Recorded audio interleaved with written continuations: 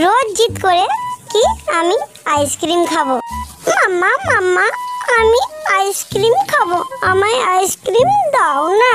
তুমি আইসক্রিম খাবে টুনটুনি?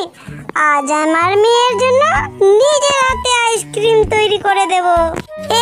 কি মজা, আমি আইসক্রিম খাবো। টুনটুনি মা তুমি বাড়িতে থেকো, আমি তোমার জন্য ম্যাঙ্গো আনতে যাচ্ছি।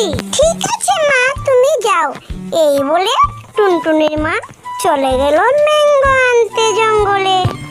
এই তো আমি ম্যাঙ্গো দেখতে পেয়ে গেছি, ম্যাঙ্গোটা নিয়ে তাড়াতাড়ি আমি বাড়ি গিয়ে আইসক্রিম তৈরি করব। শাকচুন্নিটি জেনে যায় আজকে তো টুনটুনির মা টুনটুনির জন্য আইসক্রিম তৈরি করবে। যাই তো দেখে আসি বাড়িতে। শাকচুন্নিটি টুনটুনিকে একা দেখে তাড়াতাড়ি করে ওখান থেকে পালিয়ে গেল। শাকচুন্নি কেন যে আমার মা তাড়াতাড়ি আসছে না? আমার মা গেছে ম্যাঙ্গো আনতে, আমার জন্য আইসক্রিম তৈরি করবে। আমার না একা একা খুব ভয় পাচ্ছে ঘরে। ম্যাঙ্গো নিয়ে তাড়াতাড়ি বাড়ি এলো টুনি পাখি। টুনটুনিকে কাঁদতে দেখে টুনি পাখি বলে, মা তোমার কি হয়েছে? টুনটুনি বলে, আমার না খুব ভয় পাচ্ছিলাম একা একা। আমি চলে এসেছি টুনটুনি, আর তোমার কোনো ভয় নেই তো?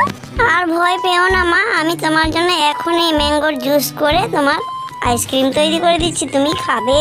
টুনি ম্যাঙ্গোর জুস করে তাড়াতাড়ি করে ফ্রিজে ভরে দিল আইসক্রিম তৈরি হওয়ার জন্য। টুনি মা এখন তো আইসক্রিম হতে দেরি আছে, চলো আমরা দুজনে নদী থেকে জল খেয়ে আসি। মা মেয়ে মিলে চলে গেল নদীতে জল খেতে।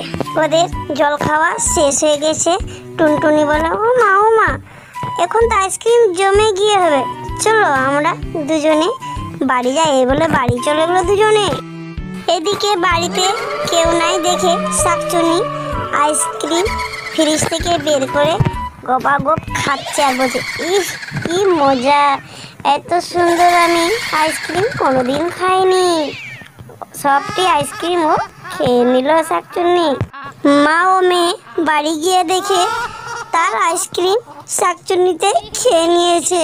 টুনটুনি বলে, ও মা আমার আইসক্রিম শাকচুন্নি খেয়ে নিল, আমি কি খাবো? শাকচুন্নি টুনটুনিকে বলে, এখন তো আইসক্রিম খেয়েছি, এবারে তোকে খাবো। শাকচুন্নিটি টুনটুনিকেও খেয়ে নিল।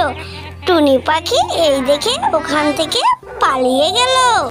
টুনি পালিয়ে গিয়ে মিনু মাসির কাছে দাঁড়ালো। টুনি কাঁদছে আর বলছে, আমার টুনটুনি ছানাকে খেয়ে নিল শাকচুন্নিতে, আমি আইসক্রিম আর মেয়েটাকে খাওয়াতে পারলাম না।